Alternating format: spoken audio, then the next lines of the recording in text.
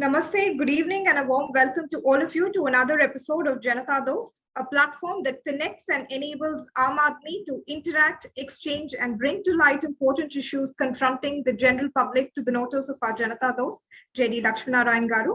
As I keep saying this session generally does not end with the leave meeting button, but our interaction is followed by some real action on ground by our team JD on a certain relevant issues that we feel are necessary and important. Interested participants, please register yourself through the link mentioned in the description below. I repeat, ఈ programme లో ఎవరైతే పాల్గొనాలనుకుంటున్నారో వారందరూ కూడా కింద ఉన్న description link ద్వారా మిమ్మల్ని మీరు రిజిస్టర్ చేసుకోండి. With that, I invite our Janata Dost, J.D. Lakshminarayan Garu. Good evening and welcome, sir. మరి ఏ తల్లిదండ్రులు అలా చేస్తారా? ఎలాంటి సమాజంలో అయినా కూడా మన సమాజంలో ఏంటి తల్లిదండ్రులు ఏ కులమైనా ఏ మతమైనా కూడా పిల్లల భవిష్యత్తు కోసం ఏ త్యాగానికైనా వెనుకాడినటువంటి సమాజం అలాంటి సంస్కృతి మాకు. అలాంటిది రేపొద్దుటి తరాన్ని బలిపెట్టేసి ఈవేళ ఉన్న డబ్బంతా కూడా ఈ పూట పబ్బం గడుపుకోవడం కోసం ఖర్చు పెడితే అంతకంటే అన్యాయం ఇంకోట్లేదు. కాబట్టి దీర్ఘకాలిక అవసరాల కోసం ప్రభుత్వం ఏ పని కోసం మనం పెట్టుకున్నామో ఆ పని చేసేందుకు మౌలిక సదుపాయాలు కావచ్చు, చట్టబద్ధ పాలన కావచ్చు, విద్యా ఆరోగ్యం కావచ్చు, ఏ రకంగా దాని పక్కకు చూపాలి. అది పూర్తిగా వదిలేసాం మనం. మూడోది కులాలు, మతాలు, ప్రాంతాలు ఈ దేశంలో వాటి కొరత లేదు కదా. ఆ పేరుతో జనాన్ని పూర్తిగా మూఢుల్ని చేస్తున్నాం మనం. పాపం ఆ వాసనలు వదిలేస్తున్న జనాన్ని కూడా ఏదో రకంగా ఆ కులాల పిచ్చి తీసుకొచ్చి, మతాల పిచ్చి తీసుకొచ్చి, పార్టీలను కూడా ఒక మతంలాగా కులంలాగా మార్చేసి వెర్రెక్కించేసి పూర్తిగా వాళ్ళ ఆలోచనని పోగొట్టి, నిగ్రహాన్ని పోగొట్టి, వాళ్ళ బతుకులంటే వాళ్ళకి అర్థం కాకుండా వాళ్ళ జెండాలు పెట్టే కూలీలుగా మార్చేసాం. ఈ మూర్తి నుంచి బయటపడాలి అంటే ఇప్పుడు ఈ చిన్నవన్నీ చాలా మంది శేషన్ గారు అద్భుతాలు చేశారు. శేషన్ గారు నాకు చాలా మంచి మిత్రుడు. ఆయన చనిపోయేదాకా బహుశా ఈ దేశంలో ఆయనకి మిగిలిన మంచి మిత్రుల్లో నేను ఒకటి. ఎందుకంటే ఆయన అందరితో కొంచెం గట్టిగా పరుషంగా మాట్లాడి మిత్రులు కోల్పోతాడు. ఆయన పోయేదాకా నాకు మంచి సాన్నిహిత్యం అన్నది. ఆయన గొప్ప పనులు చేశాడు, కానీ అద్భుతాలు సాధించాలి. అది ఆయన పొరపాటు కాదు, అది ఎన్నికల సంఘం చేసే పని కాదు. నా దృష్టిలో 3 మౌలికమైన మార్పులు రావాలి. మొట్టమొదటిది, అసలు ఎన్నికల్లో మనం వేసే ఓటుకి మనకు వచ్చే ఫలితాలకి మధ్య సంబంధం ప్రజలకు అర్థం కాకపోతే, ఓటర్లకు అర్థం కాకపోతే ఎన్నికలు ఒక తమాషాగా మిగిలిపోతాయి. పెద్ద జాతరలాగా మన దేశంలో జరుగుతున్నట్టు అద్భుతంగా జాతరలాగా జరుగుతుంది. కోలాహలం ఉంటుంది, అరుపులు, కేకలు, పెడబొబ్బలు, ప్రదర్శనలు, నినాదాలు. అది ఎప్పుడు జరుగుతుందంటే, మన ఓటు ఏమిటని అర్థమయ్యేది ఎప్పుడు జరుగుతుందంటే, మనలాంటి దేశంలో ప్రభుత్వం మనకి ఎంత చేరువుగా ఉంటే, నిర్ణయాలు మనకి ఎంత దగ్గరగా జరిగితే అంత సులభంగా. అదిగో నేను లక్ష్మణ్ గారు కొట్టేశాను, నేను ఈ పని డబ్బు మరొకటి కట్టాను, ఈ డబ్బు వల్ల ఈ పని జరుగుతుంది, లక్ష్మణ్ గారు వస్తే ఈ పని జరుగుతుంది, ఒక దరిద్రుడు వస్తే ఇలా నష్టం అవుతుంది అని స్పష్టంగా నాకు అర్థం కావాలి. నేను ఎప్పుడు ఒక చిన్న ఉదాహరణ చెప్తుంటాను. నేను ఇప్పుడు అపార్ట్మెంట్లో 5వ ఫ్లోర్ అపార్ట్మెంట్లో ఉన్నాను. ఇప్పుడు లిఫ్ట్ పనిచేయలేదు అనుకోండి, వెంటనే మనంతా గొంతుపుతాం. ఏమైనా నెల మీకు మెయింటెనెన్స్ ఫీ ఇస్తున్నాము, మిమ్మల్ని మేము అందరం కలిసి ఎన్నుకున్నాము, ఇక్కడ చూడండి బాగా చూస్తారని చెప్పని మీరు కూడా బాధ్యత తీసుకోవడానికి ముందుకు వచ్చారు. మరి లిఫ్ట్ పని చేయకపోతే ఎట్లాగా, పార్కింగ్ బాగోకపోతే ఎట్లాగా, వాచ్ అండ్ వార్డ్ లేకపోతే ఎట్లాగా, ఇంట్లో మంచినీళ్ళు రాకపోతే ఎట్లాగా మనం గొంతుపుతాం. ఎందుకంటే ఇవేమి దేశమత విషయాలు కాదు, మనకు రోజు అవసరమైన విషయాలు. జరగకపోతే మనకు జీవితం నడవదు. కాబట్టి ఏమవుతుంది, ఆ మనిషిని ఎవరు ఎంచుకుంటున్నాం అనేది చాలా స్పృహతో చేసుకుంటున్నాం. అక్కడ కులాలు ఉండవు, మరి వర్గాలు. ఆ రకంగా ఎంత వేలుంటే అంత చేరువగా నిర్ణయాలు జరిగి జవాబుదారీగా ఉండే వ్యవస్థ రావడం మొట్టమొదటి మార్పు కావాలి. రెండో మార్పు, ఓట్ల కొనుగోలు వల్ల ఏమీ లాభం లేదు, గెలుపు ఓటములు ఓట్ల కొనుగోలు వల్ల నిర్ణయం కావనే వ్యవస్థ కావాలి. అంటే దామాషా పద్ధతి ఎన్నిక ఉదాహరణకి. దానిలో ఏమవుతుందంటే, ఒక పార్టీకి వచ్చిన ఓట్ల శాతాన్ని బట్టి సీట్లు వస్తాయి తప్ప, ఆ నియోజకవర్గంలో ఎట్లా హోరాహోరీగా డబ్బులు ఇచ్చేసి 10 ఓట్లు ఎక్కువ తెచ్చుకుంటే సీట్లు రావటం, లేకపోతే పోవటం ఉండదు. అప్పుడు ఏమవుతుందంటే, అలాంటి వ్యవస్థ మారినట్టయితే ఆ మనిషి వ్యక్తిత్వము, గత చరిత్ర, ఎజెండా, దాన్ని బట్టి చాలా మంది ఓటేయడం మొదలెడతారు. క్రమక్రమంగా డబ్బు ప్రభావం తగ్గిపోతుంది. మీరు గెలుస్తారంటే నేను డబ్బు ఖర్చు పెట్టను. ఏ మనిషి అయినా తన గెలుపు కోసం ఖర్చు పెడతాడు. ఒక జాబితాలో పార్టీ వాళ్ళు 10 మంది గెలుస్తారంటే ఎవరు ఖర్చు పెడతారు? కోట్లు అక్రమ ఖర్చు పెట్టరు. అలాగే రాష్ట్రాలలో ప్రత్యక్ష నాయకత్వం ఎన్నుకోవడం మనం ప్రతి రాష్ట్రంలో చూస్తున్నాం. పంజాబ్ లో ఇప్పుడు ఈ మధ్య భాగవతం చూస్తున్నాం, మధ్యప్రదేశ్ లో చూసాం, కర్ణాటకలో చూసాం. మరి ఈ ప్రభుత్వాన్ని నిలుపుకోవడం కోసం, మంచి మెజార్టీతో ప్రభుత్వం వచ్చినప్పుడు ఎమ్మెల్యేలను కాపాడుకోవడం కోసం ముఖ్యమంత్రి పొద్దు నుంచి సాయంత్రం దాకా తంటాలంట. దానికోసం దుష్పరిపాలన. ఒకవేళ ముఖ్యమంత్రి మంచి పరిపాలన ఇవ్వాలనుకున్నా కూడా ఎమ్మెల్యేల మాట వినకపోతే ఇప్పుడు అసమ్మతి వస్తుంది అని తిప్పేసే ప్రయత్నం చేస్తారు. అలాంటి పరిస్థితి లేకుండా ప్రత్యక్షంగా నాయకుడిని అనుకుంటే ఒక రాష్ట్రం మొత్తంలో ఓట్లు కొందామన్న ఆలోచన కంటే మళ్ళీ ఆ మనిషి వ్యక్తిత్వము, చరిత్ర, ఎజెండాను బట్టి ఓట్లేసే అవకాశం ఉంటుంది. ఎగ్జాక్ట్ మంచి పరిపాలన వచ్చే అవకాశం ఉంటుంది. కాబట్టి రెండోది, ఎన్నికల వ్యవస్థలో మార్పులు రావడం. మూడవది, మన దేశంలో రాజకీయ పార్టీల్లో మౌలిక సంస్కరణ. మనం మిగతా ఎన్ని చెప్పినా కూడా ఇది పార్టీల ప్రజాస్వామ్యం. అది కూడా పార్టీలు ప్రతి వాళ్ళు నమోదు చేసుకోవచ్చు, కానీ నిజంగా పార్టీలు నడిచేది ఏంటంటే గుర్తింపు పొందిన పార్టీ. ఎంతో కొంత 5-10% ప్రజల్లో ఓట్లు వచ్చిన పార్టీలు అయితే వాటికే గుర్తింపు ఉంటుంది. సహజం, తప్పలేదు, అది కరెక్ట్. అది మరి ఆ పార్టీలు సొంత ఆస్తుల్లాగా, ప్రైవేట్ కంపెనీలాగా నడిస్తే మీకు ప్రజాస్వామ్యం ఉంది. ఎన్నికలకు ముందే రిగ్గింగ్ అయిపోయింది. ఈ పార్టీ కానీ ఆ పార్టీ కానీ ఆ వ్యక్తి గుణగణాలను బట్టి, ప్రతిభని బట్టి, సమాజానికి అందించే సేవల్ని బట్టి కాకుండా నాయకత్వానికి ఎంపిక చేయటం, ఆయన కులాన్ని బట్టి, ఆయన ఇచ్చిన డబ్బుల్ని బట్టి, ఆయన పట్టుకున్న కాళ్ళని బట్టి మనం నిర్ణయం చేస్తే ఇంకా ఎవరు గెలిచినా కూడా తేడా ఏం లేదు. ఇవాళ పార్టీల్లో అద్భుతమైన వాళ్ళు ఉన్నారు. నాకు తెలుసు. ఆంధ్రప్రదేశ్ చూడండి, తెలంగాణ చూడండి, ఇవాళ అధికారంలో కానీ ప్రతిపక్షంలో ఉన్న పార్టీల్లో వాళ్ళ పేర్లు చెప్తే మిగతా వాళ్ళందరూ బాగోలేదని చెప్పి అంటారు. నేను మాట్లాడట్లేదు. అంతేగాని చాలా అన్ని రకాలుగా పనికొచ్చే వాళ్ళు, సమాజానికి ఎంతో సేవానిరత ఉన్న వాళ్ళు, సామర్థ్యం ఉన్న వాళ్ళు ఉన్నారు. కానీ ఎంత సామర్థ్యం ఉన్నా కూడా స్వంత ప్రతిభతో ఎదిగే అవకాశం లేకుండా పార్టీ వ్యవస్థ నిర్మాణం చేశాం. కాబట్టి పార్టీ నాయకుల కాళ్ళు గడ్డం పట్టుకోవాల్సిన అవసరం లేకుండా వాళ్ళ స్వయం శక్తితో, వాళ్ళ ప్రతిభతో ప్రజలను ఆకట్టుకున్నట్లయితే ఎదిగే అవకాశాన్ని మనం ఇవ్వాలి పార్టీలో. ఈ 3 మార్పుల్ని మనం తీసుకొస్తే అద్భుతమైన ప్రజాస్వామ్యాన్ని నిర్మించుకోగలం. ప్రస్తుతం ఈ దేశంలో గత 60-70 ఏళ్ళలో కనీసం ఎన్నికలు జరుగుతున్నాయి, రాజ్యాంగ సంస్థలు ఉన్నాయి, ఎంతో కొంత శాంతియుతంగా అధికారం మారుతోంది, ఎన్ని తప్పులు జరిగినా కొంత పరిమితి ఉంది, అంతే తప్ప మంచి జరగట్లా అనుకున్నంత. ఈ 3 జరిగితే ఈ దేశ ప్రజాస్వామ్యానికి అసలు ఏ రకంగానూ అడ్డుండదు. చైనాని మించిపోతాం మనం ఆర్థిక ప్రగతిలో. ఈ దామాషా పద్ధతి మీరు అన్నారు సార్, దాన్ని ఎలాగా ఇంట్రొడ్యూస్ చేయాలి? అంటే ఒక చట్టంలో రావాలా, ఎలక్షన్ కమిషన్స్ తీసుకోవాలా, లేకుంటే మంచి ప్రశ్న అడిగారు. నిజానికి రాజ్యాంగ నిర్మాతలు చాలా ముందు చూపుతూ అంబేద్కర్ గారు దామాషా పద్ధతికి రాజ్యాంగంలో ఏర్పాటు చేశారు.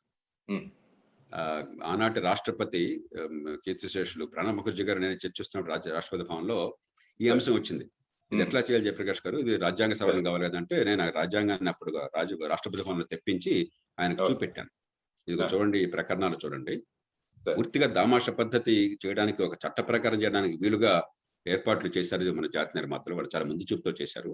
కేవలం బ్రిటిష్ వాళ్ళు మన పాలించారు కాబట్టి ఆ దేశానికి మన నాయకులందరికీ బ్రిటన్లోనే కదా అనుభవం.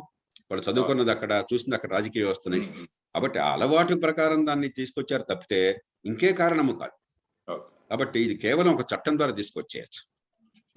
అంతకంటే అంటే సాంకేతికంగా అయితే చట్టం సరిపోతుంది, కానీ మార్పు అయితే పెద్దది.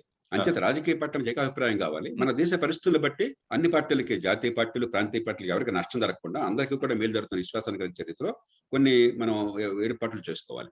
కానీ మామూలు చట్టం ద్వారా దీన్ని చేయడం సాధ్యం. సార్, తర్వాత ఈ టెక్నాలజీ అన్ని రంగాల్లోకి ప్రవేశిస్తోంది సార్. ఇప్పుడు ఈవెన్ ఎలక్ట్రానిక్ ఓటింగ్ మెషిన్స్ కూడా తెచ్చాము. ఇప్పుడు ప్రస్తుతం మనం చదువుతుంటే ఈవెన్ మొబైల్ ఫోన్స్ నుంచి కూడా ఓట్ చేయాలన్నది తెలంగాణలో ప్రయత్నాలు జరుగుతున్నాయి. అంటే యాక్చువల్గా ఎలక్ట్రానిక్ ఓటింగ్ మెషిన్ అన్నది అది ఆఫ్లైన్ ఉంటుంది, అదేమి ఇంటర్నెట్ కనెక్టెడ్ కాదు. కానీ దానిలో వస్తున్న రిజల్ట్స్ మీద కూడా చాలా ఓడిపోయిన వాళ్ళందరూ కూడా వాళ్ళ ఓటమికి ఎలక్ట్రానిక్ ఓటింగ్ మెషిన్స్ ఒక కారణం అని చెప్పి వాళ్ళు చెప్తుంటారు జస్టిఫికేషన్. కాబట్టి ఈ సమయంలో ఈ ఓటింగ్ పర్సంటేజ్ పెంచడానికి టెక్నాలజీని మొబైల్ ఫోన్స్ ద్వారా ఎలాగా చేసుకోవాలి? తర్వాత ఓటింగ్ అంతా కూడా ఒకే రోజు ఉండాలి మిగతా దేశాల్లో లాగా?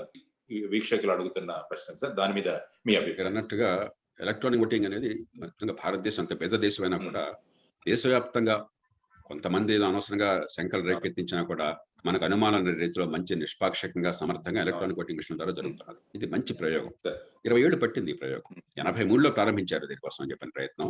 అది చివరికి 2003లోనే ఎప్పుడో చట్టం ద్వారా 20 ఏళ్ల తర్వాత వచ్చింది దేశం అంతా, దేశవ్యాప్తంగా. కానీ బాగా చేశారు. అదే రీతిన ఇప్పుడు ఆన్లైన్ ఓటింగ్ కూడా ఏర్పాట్లు కావాలి. అయితే దాన్ని మీరు అన్నట్టుగా తొందరపాటు లేకుండా ఎలక్ట్రానిక్ ఓటింగ్ మెషిన్లు ఏ రకంగానూ కూడా అన్యాయం జరగట్లేదు తెలిసినా కూడా రాజకీయంలో ఓడిపోయిన వాళ్ళకి మాకు అన్యాయం జరిగిందని ఒక శంకం. మరి మన తెలుగు రాష్ట్రాల్లో చూస్తే చంద్రబాబు నాయుడు గారు ఆయన పార్టీ ఎన్నికలు ఓడిపోయినప్పుడు ఆయన సుప్రీంకోర్టుకు వెళ్ళారు, మాకు అన్యాయం జరిగిపోయిందని చెప్పారు. అట్లాగే ఏడీఎంకే జయలలిత గారు ఓడిపోయినప్పుడు ఆవిడ వెళ్ళారు. అలాగే అమరేందర్ సింగ్ పంజాబ్ లో ఓడిపోయినప్పుడు ఆయన వెళ్ళారు. ఆ ముగ్గురు మళ్ళీ తర్వాత ఎన్నికల్లో ఇదే ఎలక్ట్రానిక్ ఓటింగ్ మెషిన్లు బ్రహ్మాండంగా గెలిచారు. కాబట్టి రాజకీయ పార్టీలు ఏమిటంటే ఏ పార్టీ అయినా కూడా ఓడిపోతే ఏమైనా అన్యాయం జరిగిందేమో అన్న ఒక శంక ఉంటుంది వాళ్ళకి.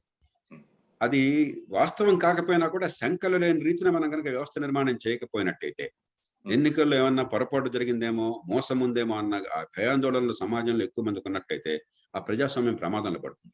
ఇవాళ అమెరికాని మీరు చూడండి, నిజంగా చాలా పరిణతి చెందిన ప్రజాస్వామ్యం, గొప్ప టెక్నాలజీ ఉంది, పారదర్శకత ఉంది, విద్య ఉంది, సంపద ఉంది, అన్నీ ఉన్నాయి. అయినా కూడా డొనాల్డ్ ట్రంప్ అనేటటువంటి రాష్ట్రుడు, ఈ మాట పరుషంగా అంటున్నాను మన్నించండి, నేను మామూలుగా పరుషంగా మాట్లాడు కానీ కొంతమంది మనుషుల గురించి గొప్పగా మాట్లాడాల్సిన అవసరం లేదు. ఎందుకంటే ప్రపంచానికి, వాళ్ళ దేశానికి వాళ్ళు చేసిన హాని ఇంత అంత కాదు.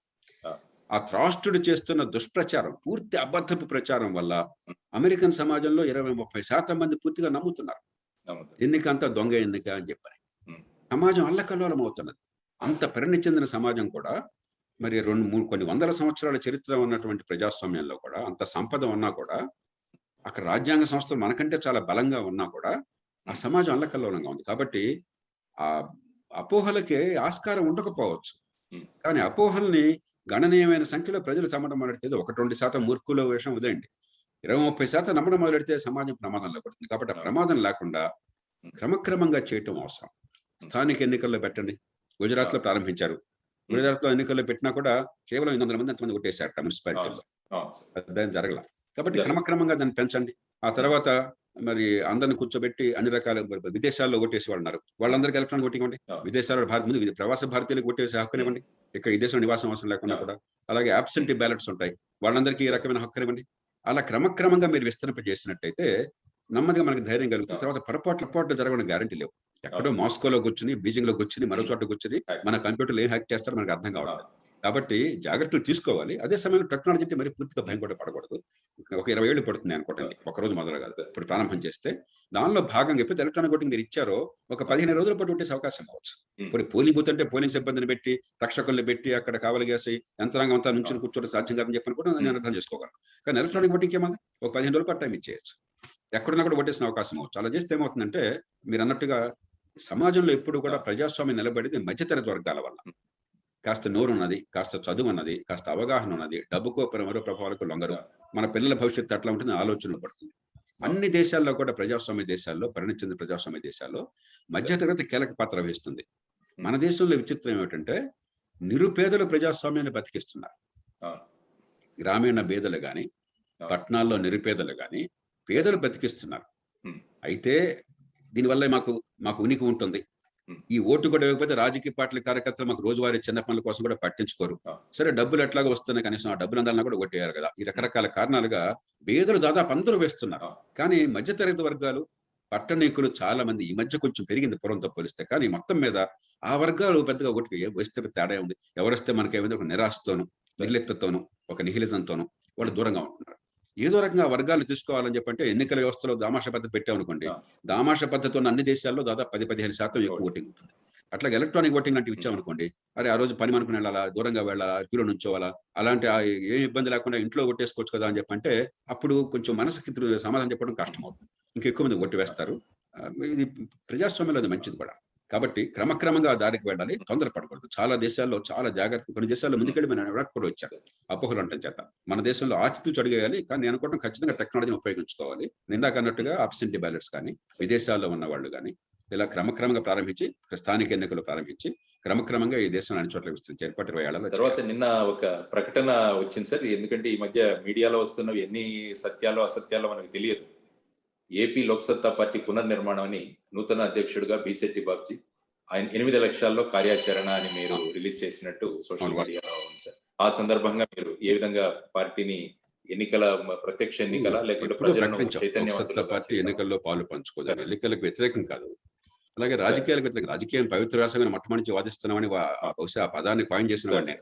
కాబట్టి రాజకీయానికి దూరంగా ఉండమని కాదు. కానీ మనం ఉన్న పరిస్థితుల్లో ఎన్నికలు అనేవి ఇందాక నేను చెప్పిన కారణాలుగా మొదట్లో అనుకున్నాం. చెప్పిన కారణాలుగా ఈవేళ మనం అనుకున్న మార్పులకి మార్గానికి దారి తీయడం లేదు. అలాంటప్పుడు ఎన్నికల్లో పాల్పంచుకోవడం అవసరం లేదని చెప్పిన. కానీ ఒక పార్టీ ఉద్యమ పార్టీగా నడవాలి. ఎన్నికల వ్యూహాలకు అతీతంగా, పక్షపాత రాజకీయాలకు అతీతంగా, అంటే ఇతర పార్టీలతో పోటీయో లేకపోతే ఓట్లకు అడగడం కాకుండా ఈ మార్పుల కోసం చెప్పని మనం ఒక మార్గానికి చూపెట్టాలి. రెండవది మన తెలుగు రాష్ట్రాల్లో రెంట్లో కూడా చాలా విచిత్ర పరిస్థితులు వచ్చినాయి. రాజకీయం అది వ్యక్తిగతమైనటువంటి యుద్ధంగా మారిపోయింది. సిద్ధాంతాల మధ్య పెద్దగా వైరుధ్యం లేదు. అక్కడేమి బహిరంగ చర్చలు, తర్కం అదాంటిది ఏం లేదు. తూతూ మేమే, నువ్వా నేనా, అంటే పదవులు ఎవరు కూర్చుంటారు, అధికారంలో ఎవరు ఉంటారు అన్నదే మనకి ప్రధాన అంశంగా ఉండి చర్చంతా దాని చుట్టూ తిరుగుతున్నాను. రెండో సమస్య ఏమైందంటే దీర్ఘకాలిక ప్రయోజనాలని చాలా మేరకు పక్కన పెట్టేసి తాత్కాలికమైన అవసరాలు తీర్చడం, ఎందుకంటే ఓట్లు దానిలో వస్తాయని చెప్పిన భావంతో దానికి డబ్బంతా ఖర్చు పెట్టేసి సమాజ భవిష్యత్తు ఏమవుతుందన్న గందరగోళంలో పడేసాం. ఆ రెంటికి మధ్య సమన్వయం కావాలి. కాబట్టి ఈ నేపథ్యంలో ఈ పార్టీలకు అతీతంగా, పక్షపాతాలకు అతీతంగా, మీరు ఎన్నికల రాజకీయాలకు అతీతంగా తెలుగు సమాజంలో మనం అందరం కూడా గొంతుప్పాల్సిన అవసరం ఉంది. అందుకోసం అని చెప్పనే నిర్దిష్టమైన లక్ష్యాలతో మరి సమాజం అందరినీ కలుపుకునే ఒక కార్యక్రమాన్ని చేపట్టవలసిందిగా బాబ్జీ గారు సూచించడం జరిగింది. మనందరం చూద్దాం, కలిసి ఒక చిత్తశుద్ధితో ప్రయత్నం చేద్దాం. ఖచ్చితంగా సార్, ఆ విధంగా చేయాల్సిన అవసరం కూడా చాలా ఉంది సార్. ఫైనల్ గా ఒక ప్రశ్న సార్, రీకాల్ అనే విధానం గురించి జనరల్ గా నేను యువతరంతో మాట్లాడుతున్నప్పుడు వాళ్ళు ఈ ప్రశ్నలు అంటే ఎన్నిక కాబడ్డ ప్రజాప్రతినిధులు ఎవరైతే ఉన్నారో వాళ్ళ మీద బాధ్యత పెంచడానికి రీకాల్ అన్న ఒక భయం వాళ్ళలో ఉంటే దాని మొడాలిటీస్ ఎలా చేయాలన్నది వర్కౌట్ చేయొచ్చు. కానీ ఈ పద్ధతి మన దేశంలో సాధ్యమా, దానివల్ల మనకు ప్రయోజనం ఏమన్నా ఉంటుందా అన్నది వాళ్ళ ప్రశ్న. లక్ష్మణ్ గారు, మనందరికీ రాజకీయం అంటే ఎంత కోపం కసి ఉన్నాయంటే ఎన్నికైనటువంటి వాడిని మర్నాడు దింపేయాలి అని మనందరికీ ఒక కోపం ఉంది. అందుకని మధ్యతరగతి వర్గాల్లో రీకాల్ అంటే చాలా అద్భుతంగా ఉంటుందన్న భావన ఉంది. నేను ఒప్పుకోను. రీకాల్ అనేది స్థానిక ఎన్నికల్లో పనికొస్తుంది. ఎందుకంటే స్థానిక ఎన్నికల్లో విధానాల విషయం ఏం లేదు. స్థానిక ఎన్నికల్లో కేవలం యాజమాన్యం, మేనేజ్మెంట్, ఉన్న వనరులతో రోజువారీగా మనకు సేవలు అందించినట్లాగా చాలా 80% పని అదే.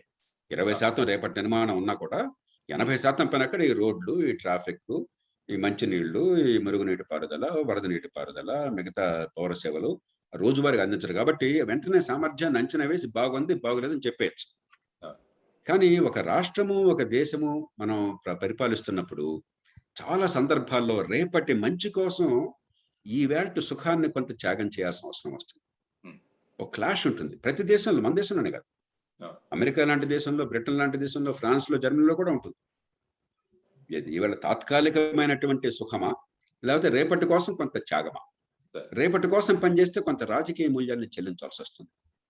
ప్రతిరోజు మీరు ప్రభుత్వాన్ని ఇరకాటంలో పెట్టి ప్రతి అంశం మీద కూడా ఏదో రకంగా గొంతు విప్పేసి ఈవేళ కొద్దిగా జరిగేటువంటి నష్టాన్ని గోరంతలు కొండంతలుగా చూపెట్టి రేపు పొద్దున జరగబోయే మంచిని దూరంగా చూస్తున్న వాటి కనిపించకుండా చేసి ప్రభుత్వాన్ని ఇరకాటంలో పెడితే ఇప్పటికే ప్రభుత్వాలు దీర్ఘకాలిక ప్రయోజనాలను పక్కన పెట్టి తాత్కాలికమైనటువంటి తాయిలాల్లో మునిగిపోయినాయి.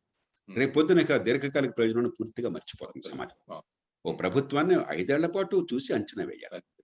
మరి నేను చాలా మంది చెప్తుంటాను, ఇప్పుడు పిల్లల్ని ప్రేమించే తల్లిదండ్రులు నిజంగా ప్రేమించిన వాళ్ళైతే పిల్లలు ఏం కోరినా కూడా సరే అనరు, దానికి ఒక పరిమితి పెడతారు. నాన్న నేను కంప్యూటర్ గేమ్స్ ఆడుకున్నాను, 1 గంట సేపు ఆడుకో, మరి రోజు రాత్రి బాళ్ళు చేయబాకు, టైంకి పడుకోను, లేకపోతే నిద్రపోతుంది, మరి నీ చదువు కూడా కొంత సమయం కేటాయించు, కొంత ఆటలకు కేటాయించు, బయటికి వెళ్ళి ఉరికే ఆ కంప్యూటర్ గేమ్స్ కూర్చోబాక అని చెప్పి తండ్రి చెప్తారు. అప్పుడు ఏ బిడ్డకైనా కోపం వస్తుంది. ఏంటిది, మేము కంప్యూటర్ గేమ్ మా నాన్న వద్దంటున్నాడు, మా అమ్మ వద్దంటుంది, కోపం వస్తుంది. మీరు ఓటింగ్ పెట్టారు అనుకోండి, మీ అమ్మ నాన్న వీళ్ళు ఉండాలి వద్దని చెప్పని, పక్కింటి వాడు అమ్మ నాన్న చాలా బాగున్నారు, వాడు కంప్యూటర్ గేమ్స్ ఆడనేస్తారు, వీళ్ళు వద్దని చెప్పంటారు. కాబట్టి అది ప్రమాణం కాజాలదు. మనం అలాగే సమాజం కూడా అంతే. మనం తాత్కాలికంగా ఈవేళ చెప్పిందంత బాగుందని చప్పట్లు కొట్టేది నాయకత్వం మంచి నాయకత్వం కాజాలదు. నేను నిర్మోహంగా చెప్తాను, జనం మెచ్చుకున్న ప్రతి మంచి నాయకత్వం కాదు. ఈవేళ కొంత ప్రజలు అర్థం కాక నిరసించినా కూడా రేపటి మంచి కోసం బాటలు వేయకపోతే నాయకత్వం దేశానికి హాని చేస్తుంది. అంచేత రాష్ట్రాలు జాతీయ స్థాయిలో జవాబుదారితనం కోసం రకరకాల ఏర్పాట్లు చేద్దాం. అవినీతికి పాల్పడినా, అధికార దుర్వినియోగం చేసినా కూడా వాళ్ళని జైళ్లలో పెట్టి వాళ్ళకి శిక్షలు పడి వాళ్ళ పదవులు పోయి ఏర్పాట్లు చేద్దాం. చట్టబద్ధ పాలనకు ఏర్పాట్లు చేద్దాం. అది లేదు మన దేశంలో, మీకు తెలుసు పూర్తిగా.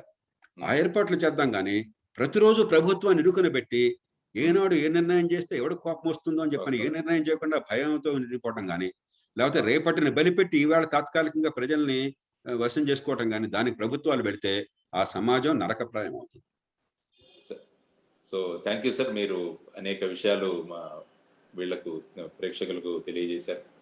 తర్వాత రాబోయే కాలంలో ఒక చైతన్యవంతమైన సమాజాన్ని నిర్మించే ప్రయత్నాలు అందరం కలిసి పనిచేద్దామని మీ ముందు ఒక కోరిక ఉంచుతూ, ఈ జనతా దోస్త్ కార్యక్రమంలో మీరు వచ్చి మీ అమూల్యమైన సమయాన్ని వెచ్చించి అనేక విషయాల మీద వీక్షకులకు అవగాహన కల్పించినందుకు టీమ్ జాయిన్ ఫర్ డెవలప్మెంట్ తరఫున మీకు కృతజ్ఞతలు తెలియజేస్తున్నాను సార్. నమస్కారం.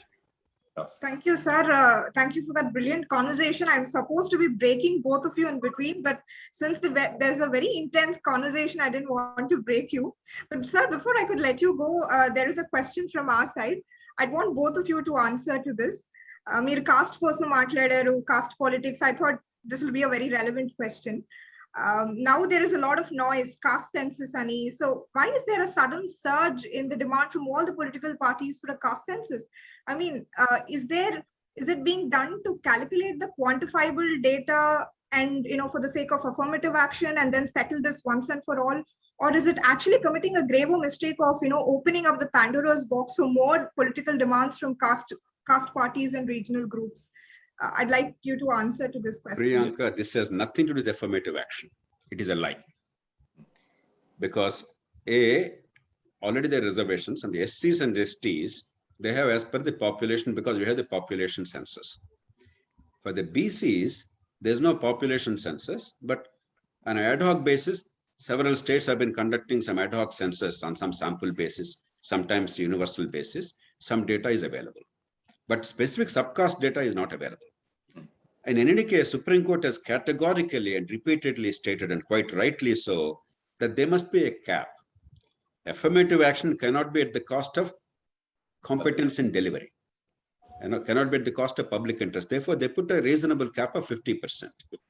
Now, every state has reached 50%. There is no extra space. అలాంటప్పుడు ఇప్పుడు కులగణన జరిగినట్లయితే మనం కొత్తగా అద్భుతాలు చేస్తామన్నది పూర్తిగా అవాస్తవం. ఏమిటి లాభం? కులాల చుట్టూ రాజకీయాన్ని తిప్పుతున్నారు. నేను నీ కులం కోసం, నేను నీ కులం కోసం అని చెప్పని వాళ్ళని కులాలుగా విభజించి రాజకీయంగా సొమ్ము చేసుకుంటున్నారు. కులం పేరు చెప్పి జనాన్ని నిచ్చెన మెట్లుగా చేసుకుని నిచ్చెనెక్కి పదవుల్లో పాకుతున్నారు. ఆ కులం పేరు చెప్పడమే కానీ ఆ కులం వాళ్ళకేమీ ప్రయోజనం జరగట్లా. ఒక కులం వాడు ముఖ్యమంత్రి మంత్రి అయితే ఆ కులం వాళ్ళకి ఏం జరగదు, కానీ ఆ కులం వాళ్ళకి పూనకం వస్తుంది. మావాడు ఉన్నాడు, మనవాడు ఉన్నాడు అని చెప్పని ఆ కుల విభజనలు పెరుగుతాయి. ఆ పెరగడానికి ఎప్పుడైతే ఈ సబ్ కాస్ట్లు ఉపకులాల పేరుతో ఎప్పుడైతే మనకి జనాభా నిర్ధారణ అవుతుందో, మా కులంలో ఎంతమంది ఉన్నారు, తమాషా ఉందని చెప్పి డ్రామాలు ఆడడానికి అవకాశం ఉంటుంది. కాబట్టి ఇది పూర్తిగా నా దృష్టిలో పేద వర్గాల ప్రయోజనం కోసం ఉద్దేశించి కాదు, వాళ్ళ తరపున పబ్బం గడిపినటువంటి రాజకీయంలో ఉన్న వాళ్ళ ప్రయోజనం కోసం, పార్టీల ప్రయోజనం కోసం ఉద్దేశించింది. నేను అందుకు యువతకు పిలుపునిస్తున్నాను, ఒకవేళ సెన్సస్ వచ్చినా కూడా మీరెవరూ కూడా విధిగా సెన్సస్ లో వాళ్ళు కులాన్ని అడిగినా కూడా చెప్పాలని లేదు. ఎక్కడ కూడా మేము చెప్పడానికి వెళ్ళలేదని చెప్పండి, బ్లాంక్ రాసుకోమనండి. దీనికి రిజర్వేషన్లకి సంబంధం లేదు. చాలా మందికి అపోహ ఉన్నది. రిజర్వేషన్లకు అర్హత ఉన్న కుటుంబాల కులాలకి మీకు గనక వేరే కుల ధృవీకరణ పత్రం ఎట్లాగో ఉండాలి. క్యాస్ట్ సెన్సస్ దీనికి సంబంధం ఏమాత్రం లేదు. ఆ పత్రం ఎట్లాగో ప్రస్తుతం ఉన్నది, రేపు వస్తుంది, దాన్ని ఉపయోగించుకోండి. కానీ ఈ కులాన్ని బాహాటంగా మనం మెరుగేసిన అవసరం లేదు, కుల విభజన తేవాల్సిన అవసరం లేదు. కాబట్టి ఈ కుల విభజన, కులం సెన్సస్ అని చెప్పన్నది ఇది కేవలం రాజకీయ పబ్బం కోసం తప్ప పేద ప్రజల ప్రయోజనం కోసం కాదు. నేను నిష్కర్షగా చెప్తున్నా. True, sir. I think it's always completely hilarious to be always equating social upliftment with reservations. I mean, there's no denying that there is no discrimination in the country today, but I believe it's more often a social issue than a political issue, and therefore it needs a social reform. There's a fantastic example, sir. I'm sure you must have known. There is a community in Tamil Nadu, Devendra Kula Vellalar community. These people have consciously said, please remove us from the SC list. We are really tired of this discrimination and stigma attached to being an SC. Please remove us, even if it means losing benefits. So this is the kind of change that needs to come from the society, and then reservation is going to die a natural death. Priyanka, నిజమైన మార్పు మీరు అన్నట్టుగా మంచి విద్య అందించడంలో ఉంటుంది. ఏ కులమైనా సరే, ఏ వర్గమైనా సరే, ఏ ప్రాంతమైనా సరే, దేవుడు అనేవాడంటే ఆయన తెలివితేటల్ని కొన్ని వర్గాలకు ఎక్కువ, కొన్ని వర్గాలు తక్కువ అవ్వాల, అన్ని వర్గాల్లో సమంగా పంచాడు. కానీ తెలివిని బయట తీసుకొచ్చేది మంచి విద్య, క్వాలిటీ ఎడ్యుకేషన్. మీరు కేరళ సమాజాన్ని చూడండి. ఈళవ కులస్తులు ఒకప్పుడు అస్పృశ్యులుగా పరిగణించబడ్డారు. నారాయణ గురు గొప్ప నాయకుడు ఆ వర్గం నుంచి వచ్చి కేరళ సమాజంలో మౌలికమైన మార్పును నాంది పలికాడు. మంచి విద్య, ఆత్మగౌరవం, సంపాదించే శక్తి, ఇవి మన భవిష్యత్తుకి ఆలంబనలు అని చెప్పని ప్రజల్లో గొప్ప అద్భుతమైన చైతన్యం తీసుకొచ్చి ఆయన జీవిత కాలంలో అస్పృశ్యతను ఆయన పూర్తిగా నిర్మూలించగలిగాడు. ఈళవ కులం కేరళ సమాజంలో అత్యున్నత స్థానంలో ఉంది. అన్ని పార్టీల రాజకీయంలో కానీ, కేరళ సమాజంలో కానీ, అక్కడ వృత్తుల్లో కానీ అగ్రస్థానంలో ఉంది ఈళవ కులం.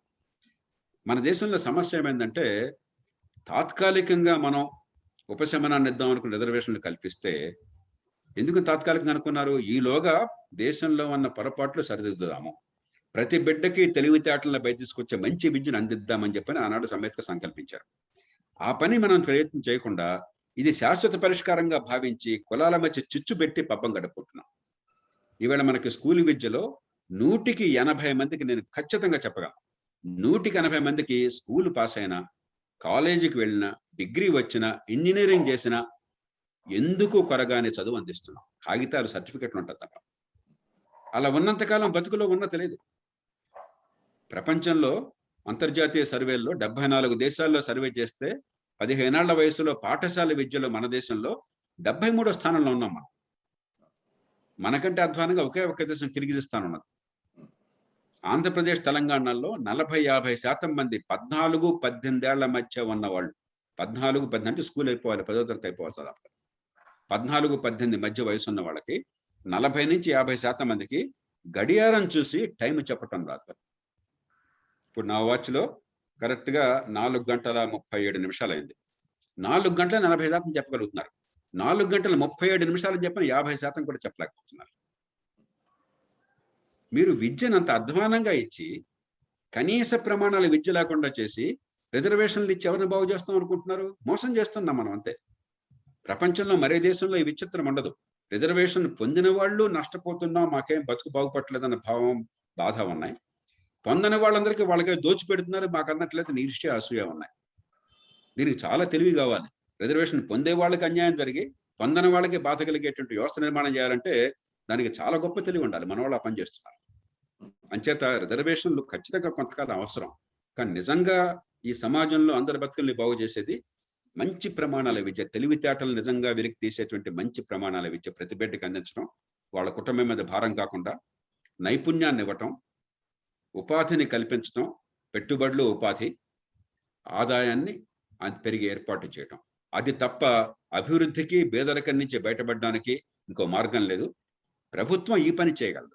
ఇక మీరు అన్నట్టుగా సమాజం చేయాల్సిన పని కుల వివక్ష లేకుండా ఇప్పుడు పట్టణీకరణ జరుగుతున్నప్పుడు క్రమక్రమ కులాల కంటే మనిషి టాలెంట్, ఆ మనిషి వాళ్ళు దగ్గర మంచిలు ఆలోచిస్తున్నారు. దాంతోపాటు యువత చేయవలసింది, నేను ఒక్కటే యువతను కోరేది, కాలక్రమేణా మీరు మీ జీవిత భాగస్వామిని ఎంచుకున్నప్పుడు బాధ్యతతో మీ ఆనందం కోసం వాళ్ళ కులం ఏంటని చూడకుండా గుణగణాలు చూడండి. వ్యక్తిత్వం మీకు ఇద్దరికి నప్పుతుందో ఆలోచించండి. మీ జీవితంలో ఆనందం కోసం మీరు నిర్ణయాలు తీసుకోండి. ఎప్పుడైతే కులంలోనే నిర్ణయం అన్నది క్రమక్రమంగా సడలిపోతుందో 1-2 తరాల్లో కుల వ్యవస్థ అంతరించిపోతుంది. ఈలోగా ప్రభుత్వం చేయాల్సింది ఇందాక అనుకున్నమాట.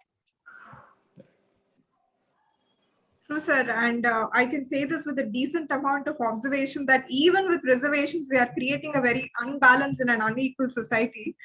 As you said, the ones who get reservation will start hating the ones who do not get. So as a millennial, when I do not get through the system, whereas my opponent gets through the system, I am forced to hate the system and the other person. I will not obviously think that, okay, I'm doing a sacrifice for the sake of the injustice meted out to his grandfather. So clearly reservations aren't working, and probably we need a third way, something apart from reservations. Sir, I'll get back to you. Probably JD sir, Meeru, if you can respond to this, and I'll get back to you. Yeah, because I think other people are also there, because our time is now only up to 5 o'clock. Because sir has already told many things about reservations and also the caste census and other these things. I 100% agree with him about the observations. So I think we can go ahead with the program. Call the next participant. Yeah, sir can leave, and sir, we can. Thank you. Wish you all the very best. Good luck to you. Thank you very much. Before I could let you leave, sir, can you give us another 5 more minutes from your time, sir? Go ahead. 5 to 10 minutes. Okay, sir, we just have a small presentation and have a small proposal to put before you. Sir, we have to bring this to your notice. Memo, under the banner of Janata Dost, we have we have a lot of young people. We have actually come together to work on social issues, and Janata Dost Dwara maku first fishing harbor region lo ఉన్న problems ma munduku vachai, and under sir guidance we have tried to resolve those issues. And the next issue, session 4 lo Ramarao garani, he has actually brought up the issue of a blood bank. Uddanam region lo blood bank kosam he has actually brought up the issue, and Aro JD gar promised cheyadam jarigindi that he will take up the issue. Then our team started working on it. We've written a couple of letters to various ministries, and Jagan Murari has been extremely instrumental in driving all this. And Suresh Prabhu gar kuda mana cause ni represent chestu health minister ki rasaru, and actually manaki reply kuda vachindi that the letter is forwarded to the concerned officer ani. And I also like to place on record that Ram Mohan Naidu garu kuda he has extended his support to this issue. Aina manaki కావాలిస్తే MP labs నుంచి కూడా funds release చేస్తాం అని చెప్పారు. So that's a very positive development. So the point I'm trying to make here sir is we have formed a JAC of various organizations and NGOs. Nenu kuda have recently initiated something called OPAC ani, Organization for Policy Affairs and Citizen Health, under my guru Dr. N.R. Jeevan Babu and Center for Policy Studies Director ikkada Andhra University retired director Prasanna Kumar Garani and Bal Mohan Das, retired Vice Chancellor of Acharya Nagarjuna University. So we have వీళ్ళందరూ ఉన్నారు, and we want fantastic people like you, your brains, your guidance and support, because India lo A issue solve చేయాలన్నా we require we have to navigate through a lot of people and through a lot of difficulties. So I'm sure that with your support we will be able to do more and more. And also point number 2 is we are trying to bring in various leaders on a similar platform. Like Meeru, Manak JD sir unnaru, irrespective of the political ideologies and political parties, because never should a political party or your ideology should come in the way of achieving a larger goal. So we believe that leaders like you, coming from diverse backgrounds, will be able to help us achieve the larger goals. Maaku mee support and guidance kavali. This is what all we ask. And sir, Phani Raj would want to talk to you for 2 minutes. Meer okay ante I will call him up on the dais. Please go ahead. Yeah, Phani Raj, would you like to unmute yourself? Yeah. Hello. Hi sir, namaste. Namaste. JP sir, namaste. Yeah, it's very good to see both of you and getting a good opportunity. So మనకి time లేదు కాబట్టి నేను straight we go into topic. Like ఇందాక ప్రియాంక గారు చెప్పినట్టు and Jagan is also trying, మనం letters రాస్తున్నాం, ఒక స్పెసిఫిక్ ఇష్యూ మీద మనం ఇండివిజువల్స్ గా మనం ఫైట్ చేస్తున్నాం. అంటే మనం ఇష్యూని ఐడెంటిఫై చేసి మనం రైజ్ అప్ చేసి దిస్ ఇస్ ద ఇష్యూ అని మనం చెప్పగలుగుతున్నాం. బట్ మనం దాన్ని ఎంతవరకు గ్రౌండ్ లెవెల్లో దాన్ని సొల్యూషన్ తీసుకురాగలుగుతున్నాం అంటే ఇక్కడ చేంజ్ ఇన్ సిస్టమా, చేంజ్ ఇన్ పీపులా, అండ్ ఒక కామన్ యూత్ గా లైక్ యూత్ పాలిటిక్స్ రావాలి, లేకపోతే మెనీ ప్రాబ్లమ్స్ ని అడ్రస్ చేయాలి, ఇలా చాలా విషయాలు యూత్ ఆలోచించినప్పుడు కూడా చాలా మంది ముందుకు రావాలనుకోని కూడా రాలేని పరిస్థితి. ఎందుకంటే చాలా ఉదాహరణలు మనం తీసుకుంటే మనకు ఒక ఎగ్జాంపుల్స్ తీసుకుంటే లైక్ ఒక లైక్ యూత్ పాలిటిక్స్ లోకి రావాలని చెప్పిన ఎంతో పాలిటిషియన్స్ లైక్ యూత్ కి ఆపర్చునిటీ ఇస్తున్నట్టు ఎక్కడ లేవు. లైక్ జేడీ సార్ ఉన్న ఆలోచన కూడా లైక్ పొలిటికల్ ఇన్స్టిట్యూషన్స్ అనేది ఎక్కడ లేదు. ఇవన్నీ కాంబినేషన్స్ లేకుండా లైక్ హౌ కెన్ యూత్, ఒక కామన్ యూత్ గా నేను వచ్చి ఫైట్ చేయాలని ఎంతో ఉన్నా ఒక ఎన్జిఓ పెట్టుకొని సర్వీస్ అయితే చేయగలుగుతున్నాం కానీ but there is no point of doing service without addressing the problems and changing the people mind set.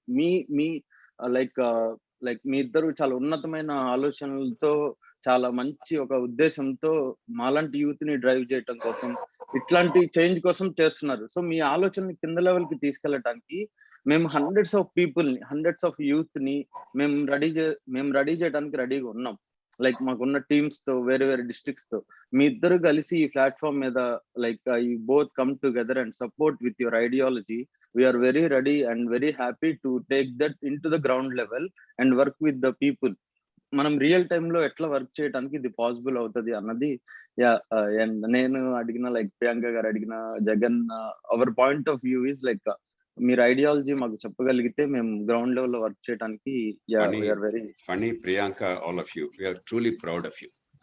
This is exactly what is needed. This sensible action. ఊరికే స్లోగన్స్ ఇవ్వటం, నినాదాలు ఇవ్వటం చాలా తేలిక. Meaningful action, constructive action. ఒకటి, కొన్ని ఫలితాలు సాధించిన వాళ్ళం అవుతాం. 2, అంతకంటే ఎక్కువ మనం చాలా నేర్చుకుంటాం. 3, వ్యవస్థను ఎట్లా మార్చాలో ఆ కిటుకులు తెలుస్తాయి మనకు క్రమక్రమంగా. అద్భుతాలు జరుగుతాయని కదా, ఎందుకంటే 1,00,000 సమస్యల్లో ఒక సమస్య మనం ఎదుర్కోగలం, అంత అన్ని ఎదుర్కోలేం. కానీ అది మన అండర్స్టాండింగ్కి చాలా కీలకం, విశ్వసనీయతకు కూడా కీలకం. అంచేత we are all together, we'll 100% work. But my request is, ఇది నేర్చుకోవడానికి, కొంత సాధించడానికి మార్గం తప్ప దీనివల్ల గొప్ప ఫలితాలను ఆశించబోతుంది. ఎందుకంటే ఈ సమాజంలో దుష్పరిపాలన ఉన్నప్పుడు, ఏ పని కూడా మామూలుగా జరగనప్పుడు, చిన్న పని కావడం కోసం చాలా గొప్ప ప్రయత్నం అవసరమైనటువంటి సమాజంలో ఉన్నప్పుడు పాపం ఎవరన్నా మాట వింటారు, మీలాంటి వాళ్ళని చెప్పంటే జనం అంతా వచ్చి మీ మీద వాలిపోతారు. పాపం వాళ్ళకి ఎవరు అవసరం కావాలి కాబట్టి. అవును. చివరికి ఏమవుతాయి, 1,00,000 డిమాండ్లు ఉంటాయి, 1,00,000 పిటిషన్లు ఉంటాయి. 10 దేశాలు పిటిషన్లు ఇవ్వడంలో మన వాళ్ళు మించిన వాళ్ళు ఎవరు లేరు. 1000 పిటిషన్లు వస్తాయి మనకి. ఇక మన పని పొద్దున్న సాయంత్రం వీటిని చూడడం అవుతుంది, ఇంకేముండదు. పైరవికారులు అంటాం, పని జరగదు. ఎంత చేసినా కూడా చేయాల్సిన చాలా ఉంటుంది. ఆ ట్రాప్లో పడకుండా కొన్ని తీసుకుని కొన్ని ఇంపార్టెంట్ ఇష్యూస్ మనకు నేర్చుకోవడానికి, కొంత ఫలితాలు సాధించడానికి ఒక మార్గంగా. కానీ దాని నుంచే నేర్చుకోవాల్సింది ఏంటంటే, వ్యవస్థలో ఎక్కడ కీలకమైనటువంటి సమస్యలు ఉన్నాయి. ప్రత్యక్ష రాజకీయంలో పాలు పంచుకోకుండానే, ఎన్నికలతో సంబంధం లేకుండానే మనము సిస్టమిక్గా ఏమైనా చేయగలమా? చిన్న చిన్నవే, పెద్ద అద్భుతమైన సిస్టమ్స్ జాతీయ స్థాయిలో అక్కర్లా, లోకల్గానే. అది మనకు ఆ ఉడుపులు తెలియాలి, వ్యూహాత్మకంగా ఆలోచించాలి. దానికి గనక దారి వేస్తే, రెండు ఏకకాలంలో చేస్తే గొప్ప ఫలితాలు వస్తాయి. That's only way, there is no other way of doing it. Never despair. My only request is, దీనిలో మీరు చెప్పడం చాలా తేలిగ్గా ఉంటుంది. భారతదేశంలో మాటలు చాలా మంది ప్రగల్భాలు పలుకుతారు. 1,00,000 మంది రోడ్ల మీద రండి, పదకట్టణలు చేయండి, గందరగోళం సృష్టించండి, ఏదో చెప్తుంటారు. ఇవన్నీ డ్రామాలు. నిజమైన కార్యాచరణ చాలా కష్టమైనది, దీర్ఘకాలంలో జరిగేది. అనుకున్న ఫలితాలు వెంటనే రావు. వెంటనే ఒక 3 నెలలు 6 నెలలు పోయిన తర్వాత ఎవరో ఒకళ్ళు ఏమైనా పెద్ద పొడిచేస్తానన్నావు, పొడిచేసేవన్నాను, ఎందుకు ఇదంతా నీకు అని చెప్పి ఏసరిస్తారు. మీకు కూడా కొంచెం బాధ కలుగుతుంది. మళ్ళీ మీ జీవితం ఉంటుంది కదా. You have your own career, your education, your marriage, your family, you have your own life. So you must never despair. You must balance it, your personal goals and the collective goals for the country and society. Don't make it one at the cost of the other. That's a very dangerous trap. చాలా రొమాంటిక్గా అనిపిస్తుంది, but it's a very dangerous trap. It is not sustainable. Finally, I truly believe this. We live in a wonderful age. I am incredibly optimistic. నేను చాలా మంది అడుగుతారు, మీరు 30-40 ఏళ్ళ నుంచి దీనిలో ముందుకు వెళ్తున్నారు, ఇన్ని పోరాటాలు ప్రయత్నాలు చేశారు, ఎందుకు మీలో ఇంత ఆప్టిమిజం ఉంటుందని? Because we actually live in a wonderful age. మన పొద్దున సాయంత్రం ఈ పాలిటిక్స్, దానిలో గందరగోళం చూస్తున్నాం, కానీ there are so many things happening in this country and the world. Wonderful things happening. మేమంతా సర్వీస్లో చేరినప్పుడు ఫోన్ గగనంగా ఉండేది మాకు. నేను సర్వీస్లో చేరినప్పుడు పక్క ఊరికి ఫోన్ చేయాలంటే అధికారికంగా ట్రంక్ కాల్ చేయాలి. మళ్ళీ ట్రంక్ కాల్ చేస్తే నాకు మళ్ళీ నెక్స్ట్ టైం మళ్ళీ సర్వీస్ బాగా వస్తున్న అనుమానంతో ట్రంక్ కాల్ అయిపోయిన తర్వాత మళ్ళీ ఎక్స్చేంజ్ ఫోన్ చేసి థ్యాంక్ యూ అమ్మా అని ఫోన్ చేసి థ్యాంక్స్ చెప్పేవాడిని నేను. ఎందుకంటే వాళ్ళ దయ లేకపోతే మళ్ళీ నాకు వచ్చేసరి ఫోన్ అందదు. ఈవేళ 100 కోట్ల టెలిఫోన్లు ఈ దేశంలో మన నిరుపేదల సామాన్యుల దగ్గర కూడా ఉన్నాయి, అతి తక్కువ ఖరీదుతో ఉన్నాయి. టెక్నాలజీ కానీ, గ్లోబలైజేషన్ కానీ, ఈ ఇన్ఫర్మేషన్ రెవల్యూషన్ కానీ, 24 hour కమ్యూనికేషన్స్ కానీ ప్రపంచాన్ని మనం ఊహించినంతగా మార్చేసినాయి. There is so much good happening and there is so much more that is happening. In the next 30 years, unprecedented changes are happening in the world, technologically, scientifically. There is not a problem in the world that cannot be solved with our resources, our present resources and present available technology. రేపటి technology కూడా అక్కర్లేదు. How wonderful a world in which we live. Yes, కొన్ని అనుకున్నంత వేగంగా జరగవు. Technology మారినంత వేగంగా మనుషుల ఆలోచనలు కానీ, లేకపోతే వ్యవస్థల మార్పు కానీ రాదు. But that's the very nature of it. World over, that's the way it happened. So never lose that sense of optimism. Trust me, we always overestimate our capacity to do things in 6 months and 3 months. ఈ quarterly balance sheets laga. That's a very foolish idea. We underestimate our ability to make big changes happen in the long term. Think of the long term, make yourself sustainable, make sure that your personal life is productive and happy and fulfilling. And then the collective work, the public work, you combine that in a judicious manner, it becomes sustainable and have a sense of optimism, true optimism. You will change the world. We will change the world. I'm saying you because my generation is going to pass. It must pass. We cannot forever stay here. You will change the world. You trust that. Don't ever allow despair to come in. Koncham broader దృక్పథం కావాలి. You must enlarge your vision. If you only are limited to what is happening here, then it's very easy to get dispirited. Enlarge your vision. Understand the processes of history. Understand what's happening in the world, relationship with the rest of the world and us. There are so many linkages without even our understanding or knowledge. Understand better. You'll be very, very powerful tools in this transformation. So I wish you all the very best. I've taken already much more time than I should. Good luck to you all. Take care. Thank you very much. Thank you very much for that assurance, sir. Very encouraging. Thanks for your time. Very much, sir. We look forward for your support and look forward for you to appear more on the session further. Thank you very much, sir. Thank you for giving your time. That's it, sir. Thank you very much. Phaniraj, మీరు అడిగిన ప్రశ్నలో ఎందుకంటే ప్రజలు వాళ్ళని ఎవరైనా వింటారు అంటే వచ్చేస్తారు. ఎందుకంటే వాళ్ళ సమస్య గురించి వినేవాళ్ళు కూడా ఎక్కడ కనపడరు. దానికి ఒక చిన్న ఉదాహరణ ఇస్తాను. నా ఉద్దేశం ఏంటంటే చెప్తాను, ఒక్క నిమిషం. Let me complete. యాక్చువల్ గా నక్సలైట్లని చర్చలకు పిలిచారు హైదరాబాద్ కొన్ని సంవత్సరాల క్రితం. మీరు అప్పుడు పుట్టారో లేదో తెలియదు కానీ ఆ సమయంలో నక్సలైట్లు ఇక్కడ వచ్చారు, వాళ్ళు ఎవరిదో వింటారని చెప్పేసి ప్రజలు క్యూలలో వాళ్ళ అప్లికేషన్లు తీసుకురావడం మొదలుపెట్టారు. ఒక 2 రోజులు అయిన తర్వాత ప్రభుత్వానికి నక్సలైట్లకు అప్లికేషన్లు ఇచ్చే సంఖ్య వచ్చే ప్రజలను కంట్రోల్ చేయడానికి వాళ్ళు పోలీసు చాలా డిప్లాయ్మెంట్ చేయాల్సి వచ్చింది. అంటే అప్పుడు ప్రభుత్వానికి ఏమనిపించిందంటే, ఇన్ని సమస్యలు ఉన్నాయా, మాకు చెప్పకుండా వాళ్ళ దగ్గరికి వెళుతున్నారంటే మా మీద విశ్వాసం లేదా అన్న ఆ పరిస్థితికి వెళ్ళిపోయారు. అందువల్ల ప్రజలకు ప్రధానంగా కావాల్సింది ఏంటంటే వినడం, వాళ్ళ సమస్యలను, ఆ సమస్యలను ఏ స్థాయికి తగ్గట్టు ఆ స్థాయిలో ఉన్న సమస్యలను మనం పరిష్కరించాలి. అది ప్రధానంగా ఇప్పుడు జయప్రకాష్ నారాయణ గారు కూడా అన్నారు. అంటే మన స్థాయిలో ఉన్నవి, ఫర్ ఎగ్జాంపుల్ ఇప్పుడు ఆ హార్బర్ లో గానీ, తర్వాత ఈ బ్లడ్ బ్యాంక్ గురించి గానీ, ఇవి మన స్థాయిలో చేయగలం అనుకున్న వాటిని మనం చేయగలిగితే ఆ చిన్నగా మనం చేయవచ్చు. కాబట్టి ఏ స్థాయిలో ఉన్నవాడు ఆ స్థాయిలో ఉన్న విషయాలను కనుక పట్టించుకొని ప్రజలకు పేషెంట్ హియరింగ్ ఇచ్చి కనుక మనం చేయగలిగితే, మన అందరి ఫైనల్ గా మన సెల్ఫిష్నెస్ ఏంటంటే మంచి సొసైటీ ఉండాలన్నది మన selfishness. We don't want any credit, మనకేమీ అవసరం లేదు. ప్రజలందరూ సుఖంగా ఆనందంగా ఈ సమాజంలో కనుక బతకగలిగితే అది ఎంతో అద్భుతంగా ఉంటుంది. ఆ రుచిని ప్రజలకు మనం చూపించగలగాలి. ఇది మనం ప్రధానంగా అనుకుంటున్న విషయం.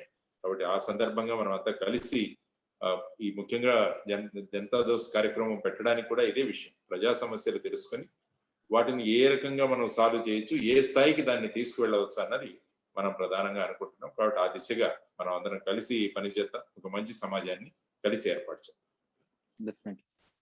Thank you. Sir, we have one participant. Would you like to, should I call her or should? Yeah. Shashi Priya, would you like to unmute yourself? Thank you, ma'am.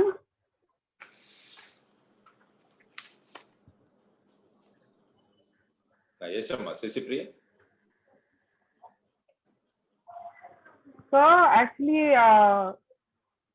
I would like to talk upon sedition law, which is quite popular these days in news. Shashi Priya, would you like to switch on your video if that's fine? Oh, okay, ma'am. Okay. Yeah. Good evening, sir. Good evening. How are you? I met you the other day in yes, sir. Women Empowerment Program. Yes, sir. Yes. I'm glad you remembered, sir. Thank you. So, but the sedition law is in a good way, though. The government can use it to restrict the people who incite violence among the people or among the public.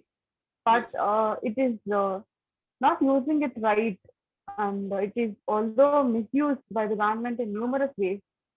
So we have recent examples of arresting so many comedians or journalists that spoke against the government. Yes. So what is your take on it, sir? యాక్చువల్గా మనం భారత రాజ్యాంగం చూసుకుంటే మన పౌరులందరికీ కూడా ప్రాథమిక హక్కులు ఇవ్వడం జరిగింది. దానిలో ప్రధానంగా ఆర్టికల్ 19 అంటే భావ స్వేచ్ఛ, అంటే ఫ్రీడమ్ ఆఫ్ స్పీచ్ అన్నది మనకు 19(1)A భావ స్వేచ్ఛ మనకి ఇవ్వడం జరిగింది. కానీ భావ స్వేచ్ఛ ఉంది కదా అని మనం ఏం కావాలంటే అది మాట్లాడేదానికి కూడా రిస్ట్రిక్షన్స్ పెట్టారు. దాంట్లో మీరు ప్రధానంగా చూసుకుంటే భావ స్వేచ్ఛలో భారతదేశం యొక్క sovereignty and integrity, India's relations with foreign countries, తర్వాత వచ్చేసి పబ్లిక్ ఆర్డర్, ఆ తర్వాత వచ్చేసి మీకు డీసెన్సీ, ఇలాంటివన్నీ కనుక మీకు భావస్వేచ్ఛ ఉంది కదా అని దాన్ని ఉపయోగిస్తే సంబంధిత చట్టాలు చేయడం జరిగింది. ఫర్ ఎగ్జాంపుల్ మీరు చూసుకుంటే ఇండియన్ పీనల్ కోడ్ లో 153A సెక్షన్స్, 153B సెక్షన్స్ ఇవన్నీ ఉన్నాయి. తర్వాత కోర్టుల గురించి మనం ఎప్పుడైనా అనకుండా కంటెంప్ట్స్ ఆఫ్ కోర్ట్స్ యాక్ట్ ఉంది. తర్వాత డిఫమేషన్ అన్నది కూడా తీసుకురావడం జరిగింది. అంటే ఎవరైనా డిఫమేషన్ చేస్తే వాళ్ళ మీద చర్యలు తీసుకురావడానికి. సో ఇవన్నీ కూడా ఏంటంటే భావస్వేచ్ఛ మీకు ఇస్తున్నాం కానీ ఆ భావస్వేచ్ఛను మీరు కంట్రోల్డ్ గా యూజ్ చేయాలి. ఎదుటి వారి భావాలకు వాడికి హర్ట్ కాకుండా మనం ఉపయోగించాలి అన్నది ప్రధానమైన ఉద్దేశం. ఆ తర్వాత మీరు అన్నది సెడిషన్ అంటే 124A అని ఇండియన్ పీనల్ కోడ్ లో ఒక సెక్షన్. ఇది యాక్చువల్ గా మీరు చూసుకుంటే ఇండియన్ పీనల్ కోడ్ లో 1870లో ఇంట్రడ్యూస్ చేయడం జరిగింది. యాక్చువల్ గా మీరు ఇండియన్ పీనల్ కోడ్ చూస్తే అది 1860 ఆరిజిన్. ఈ సెడిషన్ అన్నదాన్ని 1870లో తీసుకురావడం జరిగింది. ముఖ్యంగా దీంట్లో చూస్తే అప్పుడు ఏంటంటే బ్రిటిష్ ప్రభుత్వము అది బయట నుంచి వచ్చిన ప్రభుత్వం. ఇక్కడ ఎవరైనా వాళ్లకు విరుద్ధంగా గనక మాట్లాడితే వాళ్లను రాజద్రోహం కింద 124A సెక్షన్ కింద వాళ్ళని అరెస్ట్ చేసేవాడు. మహాత్మా గాంధీ గారిని, తర్వాత బాలగంగాధర్ తిలక్ గారిని, వీరందరినీ కూడా రాజద్రోహం కింద అరెస్ట్ చేశారు.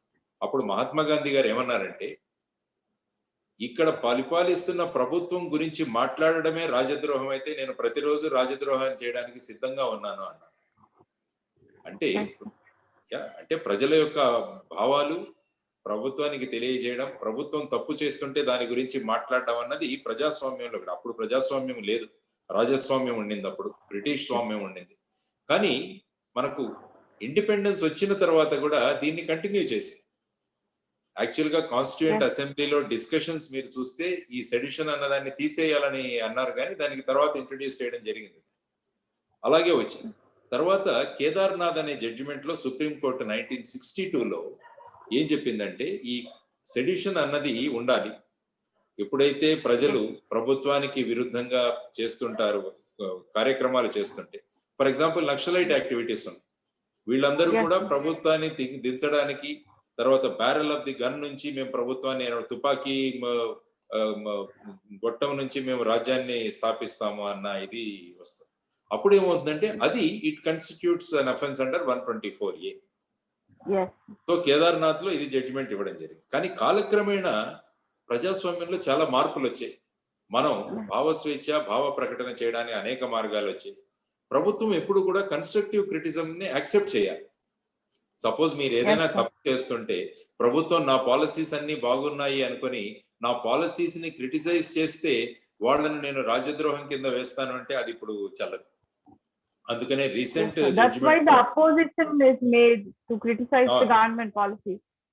ఎందుకంటే అపోజిషన్ ఉండాలి, అపోజిషన్ ప్రజలు కూడా క్రిటిసైజ్ చేయాలి గవర్నమెంట్, అది కూడా కన్స్ట్రక్టివ్ క్రిటిసిజం గా ఉండాలి. మొన్న రీసెంట్ గా చూసుకుంటే వినోద్ దువా versus state of Himachal Pradesh లో సుప్రీంకోర్టు స్పష్టంగా వినోద్ దువా అనే జర్నలిస్ట్, ఎవరైతే ఆయన టైమ్స్ నౌ లో వీటిలో వస్తుంటారండి, ఇండియా టుడే, ఇండియా టీవీ అనుకుంటాను, ఆయన మీద ఈ రాజద్రోహం 124A పెట్టడం జరిగింది. దాన్ని కొట్టేశారు.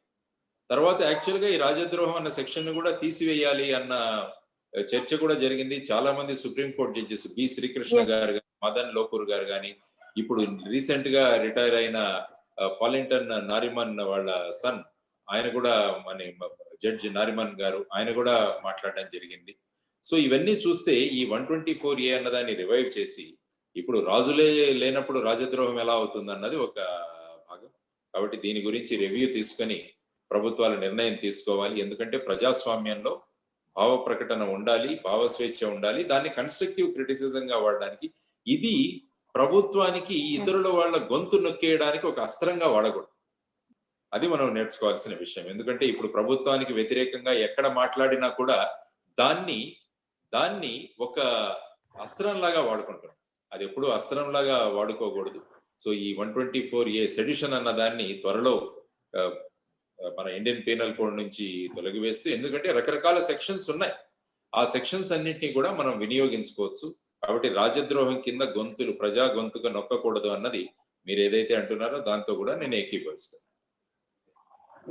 Thank you, sir. Thank you very much. All the best. God bless you. Thank you, sir. Yes. Shashipriya, sir, a follow-up question. The Constitution gives us the freedom of speech and expression, but this is subjected to some reasonable restrictions. While fair criticism is always allowed, there is a very thin line, sir, between freedom of speech and between contempt of court and defamation. How do we define this thin line as to what constitutes freedom of speech and what constitutes defamation? If we were to have any guidelines, what would and should those guidelines be? Yeah. These are clearly specified. మనం మీరు తీసుకుంటే contempt of courts act తీసుకుంటే what is contempt అన్నది it is very clearly defined. There is civil contempt, criminal contempt అని ఉంటుంది. Civil contempt లో ఏమవుతుందంటే ఎవరైనా నాకు వ్యతిరేకంగా మాట్లాడి నాకు సమాజంలో ఉన్న నా స్థానాన్ని తగ్గించడానికి కానీ ప్రయత్నిస్తే నేను వాళ్ళ మీద డిఫమేషన్ వేయవచ్చు. ఫర్ ఎగ్జాంపుల్ మీరు చూస్తే ఇప్పుడు రీసెంట్ గా ఫిల్మ్ యాక్ట్రెస్ సమంత గారు ఒక 3 యూట్యూబ్ ఛానల్స్ ఆవిడ డైవర్స్ సందర్భంలో చాలా డిరోగేటరీగా మాట్లాడి ఆవిడ సొసైటీలో ఉన్న ఆవిడ స్థానాన్ని తగ్గించే విధానంగా మాట్లాడుతుంది, కాబట్టి వాళ్ళ మీద డిఫమేషన్ వేయండి అని చెప్పి ఆవిడ అడగడం జరిగింది. అందులో ఏం చేస్తామంటే 10 కోట్లు, 20 కోట్లు, 30 కోట్లు ఆ విధంగా మనం వాళ్ళని డిమాండ్ చేస్తాం. అంటే మీ వ్యాఖ్యల వల్ల సమాజంలో నా పరువు నష్టం ఉంది కాబట్టి దానికి మీరు ఇంత కాంపెన్సేషన్ గా ఇంత ఇవ్వాలి అన్నది సివిల్ కంటెంప్ట్. అదే క్రిమినల్ కంటెంప్ట్ అంటే ఏమవుతుందంటే మనం క్రిమినల్ కోర్టులో మనం ఒక కంప్లైంట్ ఫైల్ చేయాలి. అప్పుడు అక్కడ ఉన్న జడ్జి గారు దాన్ని తీసుకొని వాళ్ళకు నోటీసెస్ ఇష్యూ చేసి ఎవిడెన్స్ ను చూసి ఆ తర్వాత వాళ్ళకు పనిష్మెంట్ ఇస్తారు. సో క్రిమినల్ కంటెంప్ట్ లో పనిష్మెంట్ వస్తుంది, సివిల్ కంటెంప్ట్ లో మనము డ్యామేజెస్ అన్నవి మనం వేస్తాం అన్నమాట. ఇవి మనకు distinction. So contempt of courts act తీసుకున్నా ఆ విధంగానే ఉంటుంది.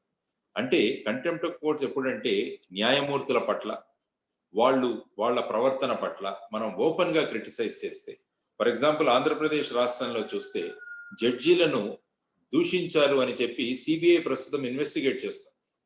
ఆల్మోస్ట్ అందులో ఈ సోషల్ మీడియాలో అనేక పోస్టులు పెట్టి, అభ్యంతరకరమైన పోస్టులు పెట్టి వాళ్ళ జీవితాల్లో అంటే న్యాయమూర్తుల యొక్క ఉన్నతమైన స్థానాన్ని దాన్ని దిగజారుస్తూ వాళ్ళు పెట్టిన వ్యాఖ్యల వల్ల న్యాయ వ్యవస్థ యొక్క పరువు తగ్గిపోయిందని చెప్పి క్రిమినల్ కేసు రిజిస్టర్ చేస్తాం. అందులో ఐ థింక్ 12 మందిని ఇప్పటి వరకు అరెస్ట్ చేశారు.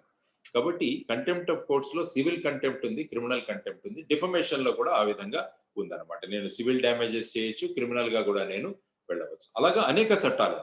అంటే మనం స్వేచ్ఛ ఉంది కదా అని మనం మాట్లాడేది ఒక ఇష్యూ మీద మాట్లాడాలి, అందులో ఉన్న మెరిట్స్ డిమెరిట్స్ గురించి మాట్లాడి వ్యక్తుల యొక్క ఇండివిజువాలిటీ గురించి, వ్యక్తుల గురించి మాట్లాడడం అన్నది ఇట్ అమౌంట్స్ టు డిఫమేషన్. చట్టాల గురించి మాట్లాడండి, ఈవెన్ జడ్జిమెంట్ వచ్చిన తర్వాత జడ్జిమెంట్ గురించి మనం మాట్లాడచ్చు, అది కూడా ఉంది. మీరు కంటెంప్ట్ ఆఫ్ కోర్ట్స్ కానీ డిఫమేషన్ లో చూసుకుంటే నేను కేవలం జడ్జిమెంట్ గురించి మాట్లాడితే అది డిఫమేషన్ అవ్వదు. కానీ ఆ జడ్జిమెంట్ ఇచ్చిన జడ్జి గురించి మాట్లాడుతూ అతన్ని కనుక మనం ఏదైనా డిరోగేటరీగా మాట్లాడితే then it becomes a defamation. So there is a clear distinction ఉంది. కాబట్టి భావస్వేచ్ఛ ఉన్నందువల్ల దాన్ని సక్రమంగా మనం వాడుకుంటే ఒక మంచి సమాజం ఏర్పడుతుంది. లేకుంటే వైమానుష్యాలు, ఈ విధమైన కోపతాపాలు ఇవన్నీ పెరిగి ఒక సమాజం సుస్థిర సమాజంగా తయారవదు అనమాట, ఒక అస్థిర సమాజం తయారవదు.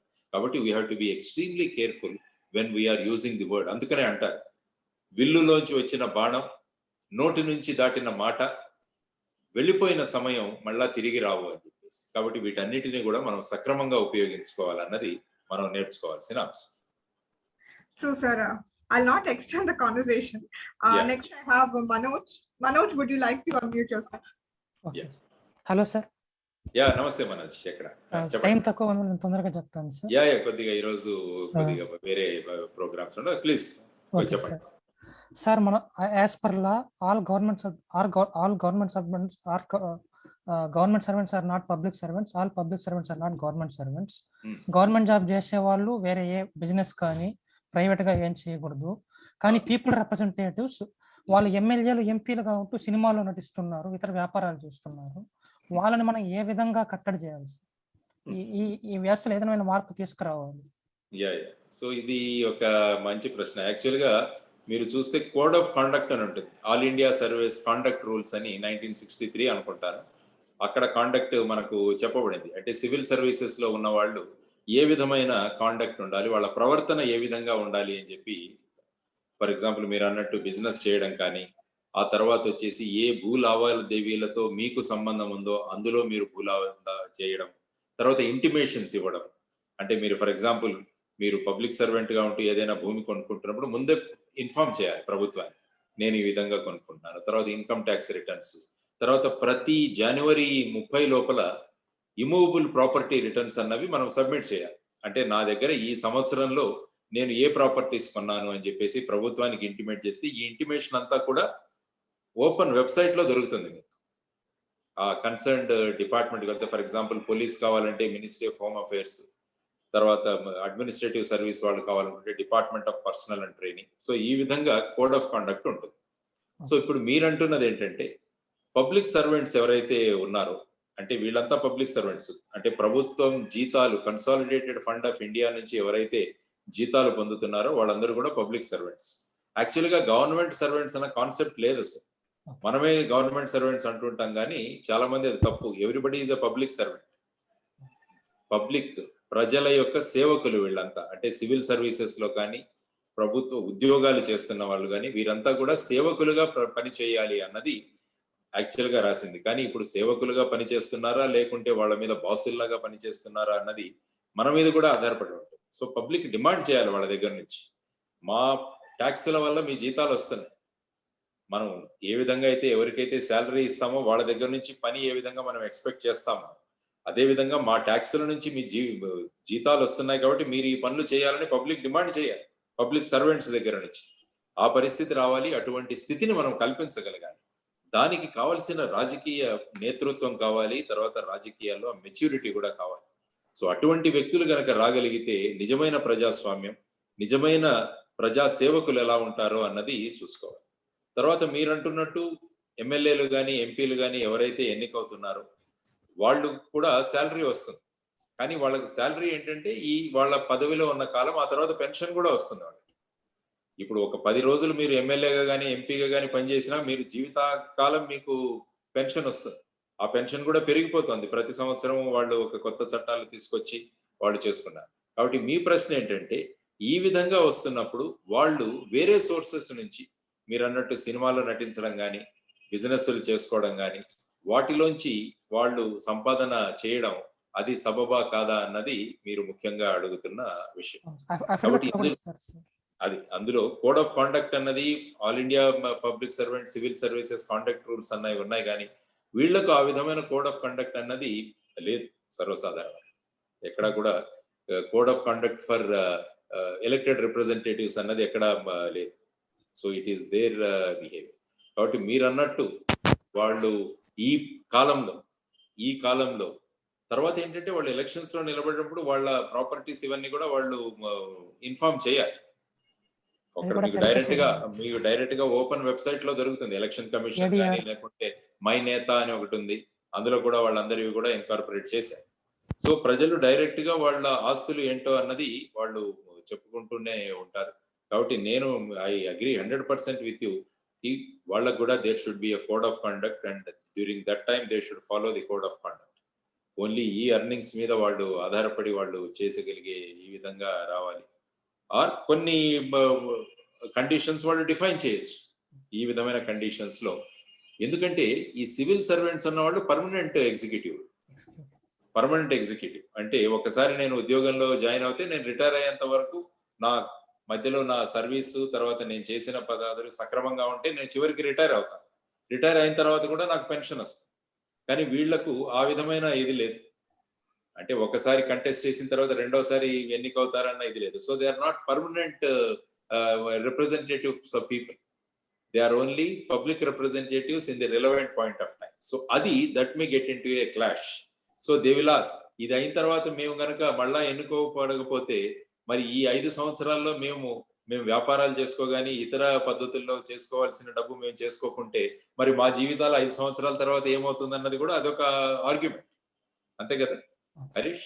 That is also an argument. Suppose మేము కనుక పర్మనెంట్ ఎమ్మెల్యేస్ పర్మనెంట్ ఎంపీస్ గా పెడితే మాకు కూడా కోడ్ ఆఫ్ కండక్ట్ పెట్టండి అని వీళ్ళు అడిగే అవకాశం ఉంది ఆ విధంగా. సో ఆ రిస్ట్రిక్షన్ వల్ల it is not a permanent executive or permanent public representatives కాబట్టి they have not put any code. But code అన్నది ఏంటంటే మారల్ కోడ్. యాక్చువల్ గా కోడ్ అంటే ఏంటి?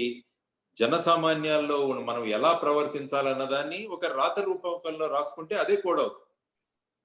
ఎంతో మంది పొలిటీషియన్స్ ఉన్నారు, వాళ్ళు చాలా జీవనం ఎంత సాధారణమైన జీవితాలు గడిపారంటే వాళ్ళందరూ కూడా ఆదర్శప్రాయం. పుచ్చలపల్లి సుందరయ్య అయితేనేమి, పుచ్చలపల్లి సుందరయ్య గారిని, లేకుంటే వావిలాల లాల్ బహదూర్ గోపాల్ శాస్త్రి, గారు గాని, లాల్ బహదూర్ శాస్త్రి గాని, వీళ్ళంతా కూడా మనం కళ్ళ ముందు ఉన్న అనేక మంది ఉదాహరణలు ఉన్నారు. కాబట్టి అవన్నీ అటువంటి కోడ్ ఆఫ్ కండక్ట్ వీళ్ళు దే హ్యావ్ టు అడాప్ట్. ఆ విధమైన సిస్టమ్ ని మనం తీసుకురావాలి. So this may be an argument. కాబట్టి ఆ విధంగా ఉండడం వల్ల పర్మనెన్సీ లేదు. కాబట్టి you cannot insist on their earnings. కానీ ఇల్లీగల్ గా అర్న్ చేస్తే కేసెస్ అవుతాయి వాళ్ళ మీద. ఇల్లీగల్ గా కానీ, ఈ విధంగా కబ్జాలు చేయడం కానీ, తర్వాత ఏదైనా చీటింగ్ చేయడం కానీ చేస్తే they are like any other people. మిగతా వాళ్ళలాగా వాళ్ళ మీద కూడా క్రిమినల్ యాక్షన్ అనేది తీసుకోబడుతుంది అనమాట. So let us hope that people with such ideas, అటువంటి ఆలోచనలు ఉన్న వాళ్ళని మనం ఎన్నుకుందాం. అటువంటి వాళ్ళు ఒక ఆదర్శప్రాయంగా సమాజాన్ని ముందుకు నడుపుతారని చెప్పేసి మనం అంత కోరు. Right, thank you. All the best. God bless. I'm hoping that answers your question. Sir, with this, we'll bring the session to an end. It's been a very fruitful discussion. Thanks very much for your time. The presence of two honest people and great leaders like you has made the session even more beautiful. Thank you once again for joining us. And that's it for today. We'll meet next time. Until then, namaskaram. Thank you very much for team Join for Development, and also Priyanka and Jagan Murari and all our team for successfully taking this Janata Dost very successfully among the people. And also let us hope more fruitful discussions will take place in the weeks to come. So thank you very much. Jai Hind.